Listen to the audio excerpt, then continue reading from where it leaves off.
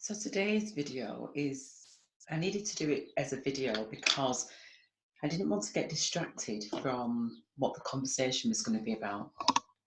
So Tuesday is about money.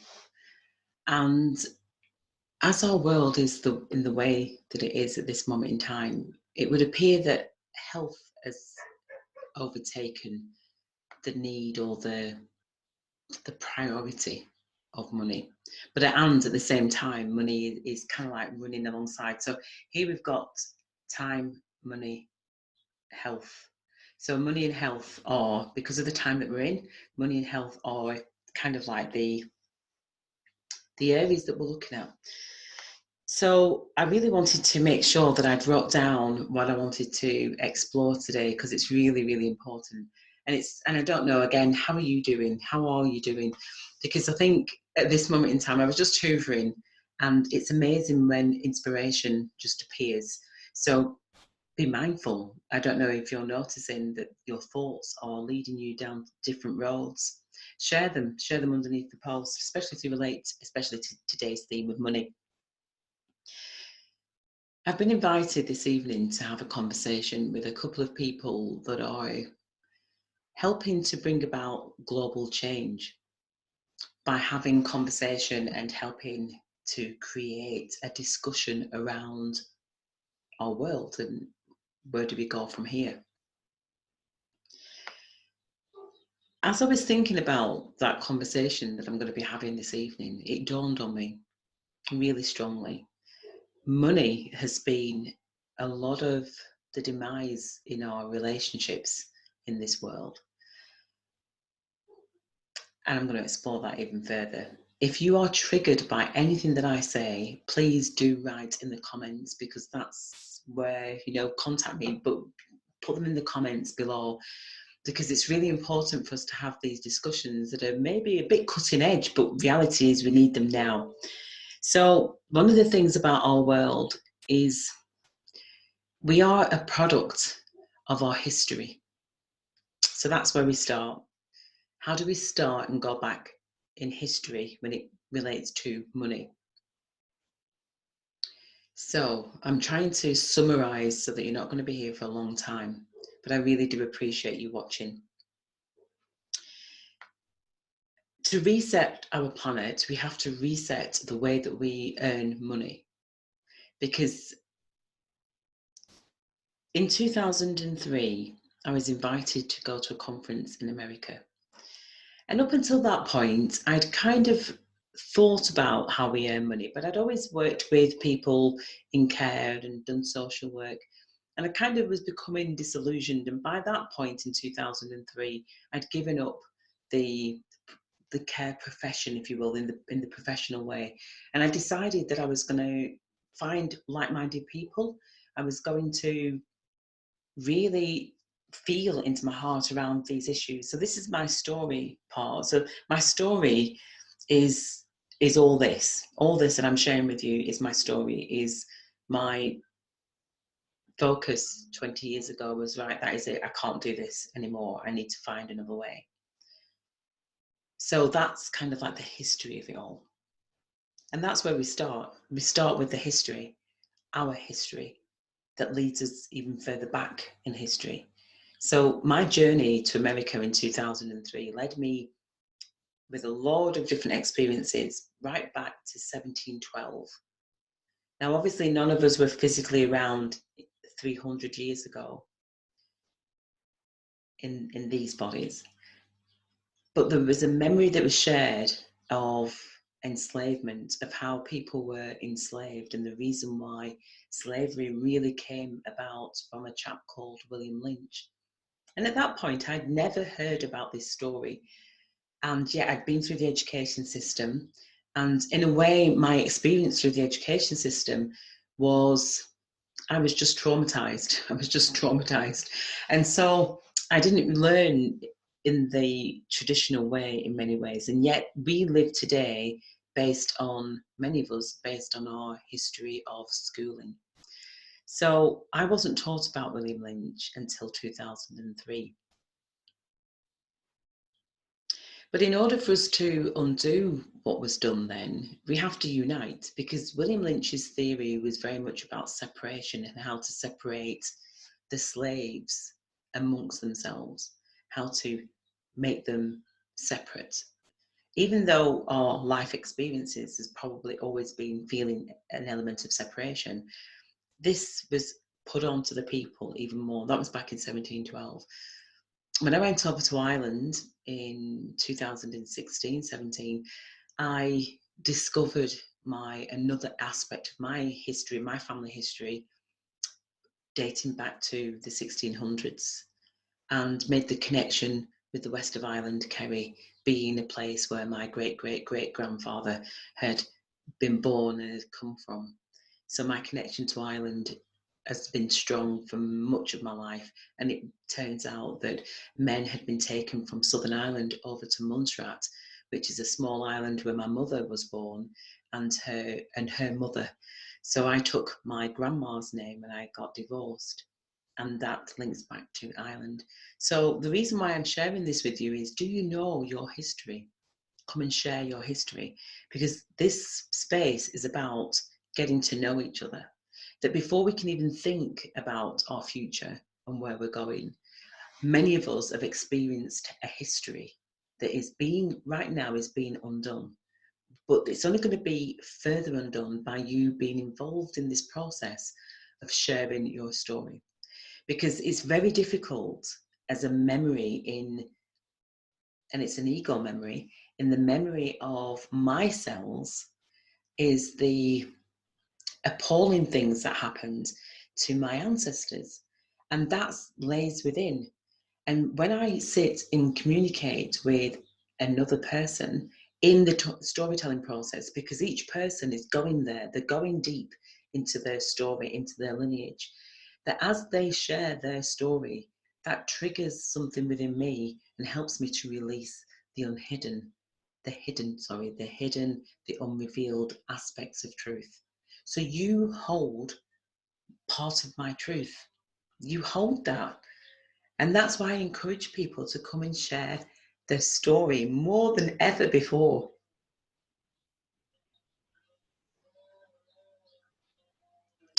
And it's really interesting because I didn't realize just how important that is. It really is so important for us to know the truth. But we only get to hear the truth from each other. That history is written in very much a slanted way. But yet, if each of us share our story, then we get to witness each other's truth. So I am passionate about this. Absolutely passionate about each of us claiming our space, claiming our truth.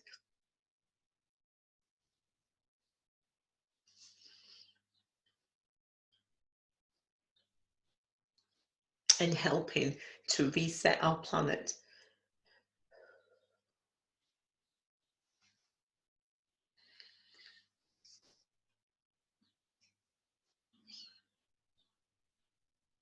That as each of us reveal the unsaid and the hidden aspects of truth, then we reveal our authenticity and our integrity and our love for humanity.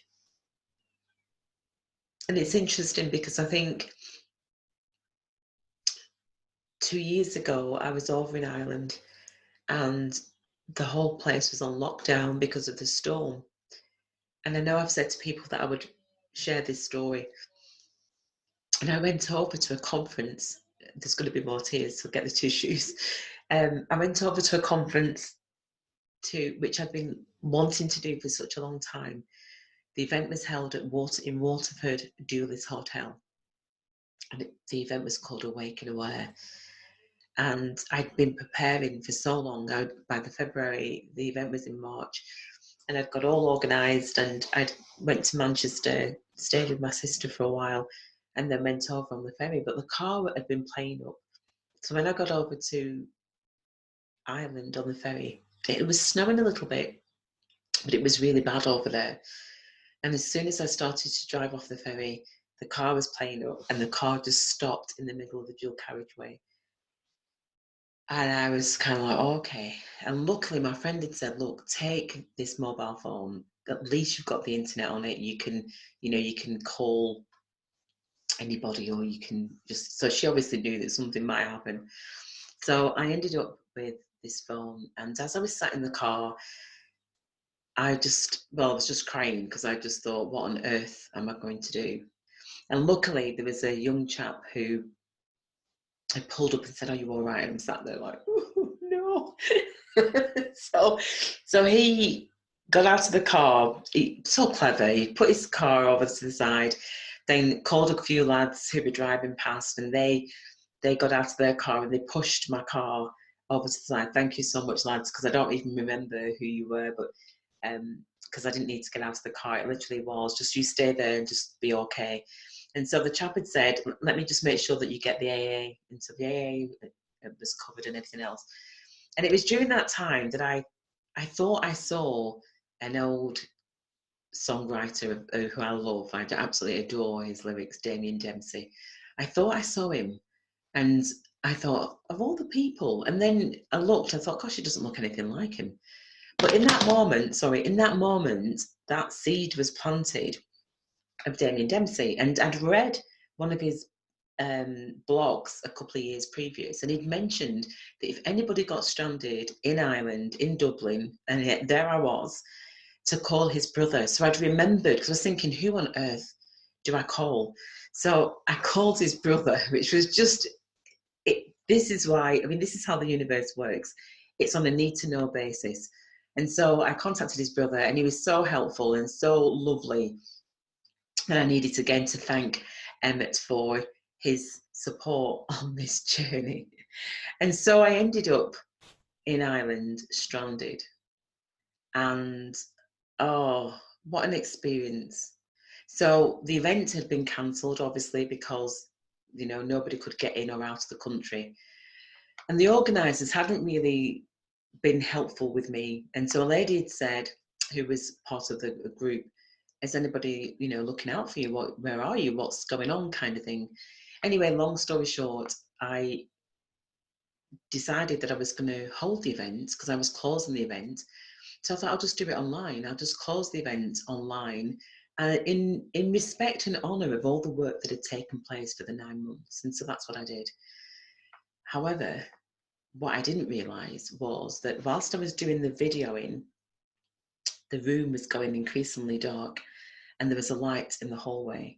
And so in the discussion, you could hear people saying, switch the light on, or can you not brighten the light? It's really dark, can't see you. And other people were saying, it doesn't matter, just listen to what she has to say.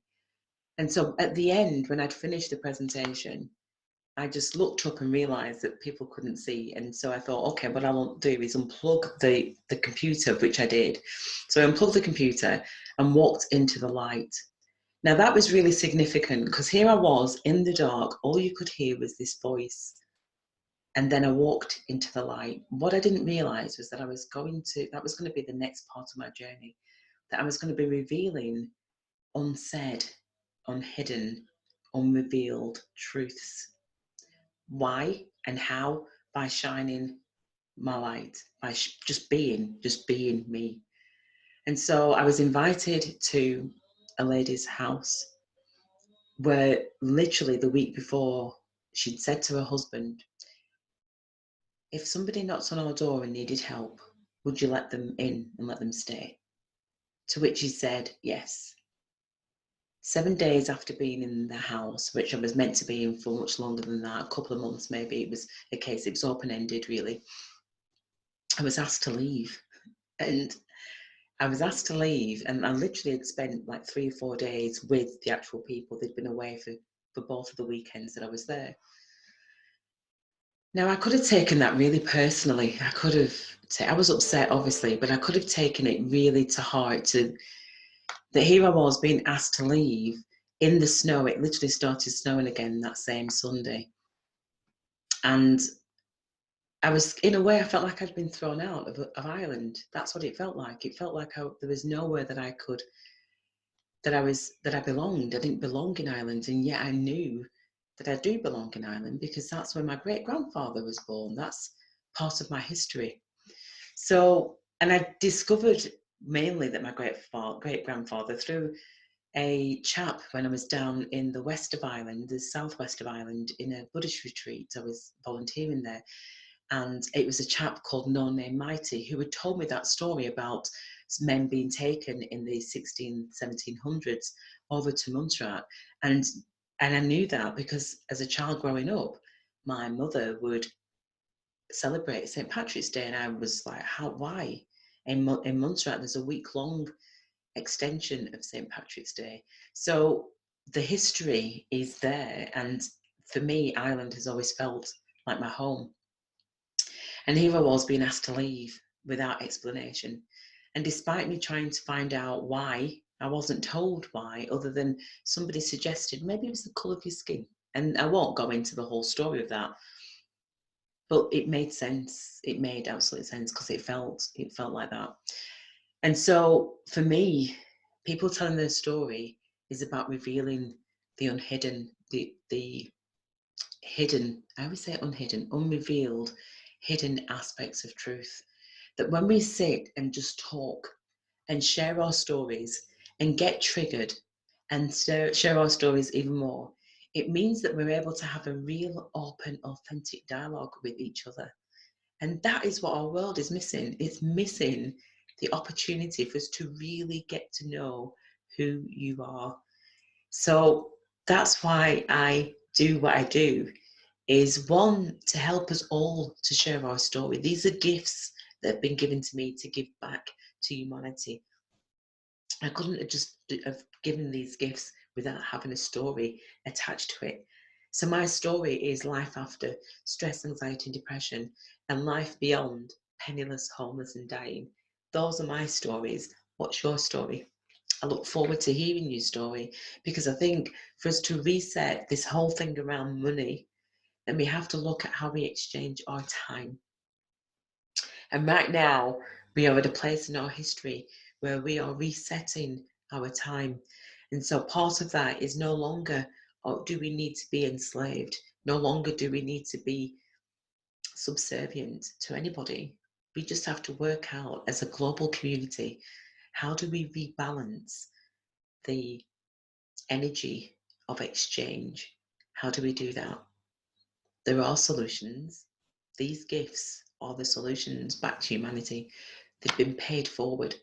So these are paid forward gifts.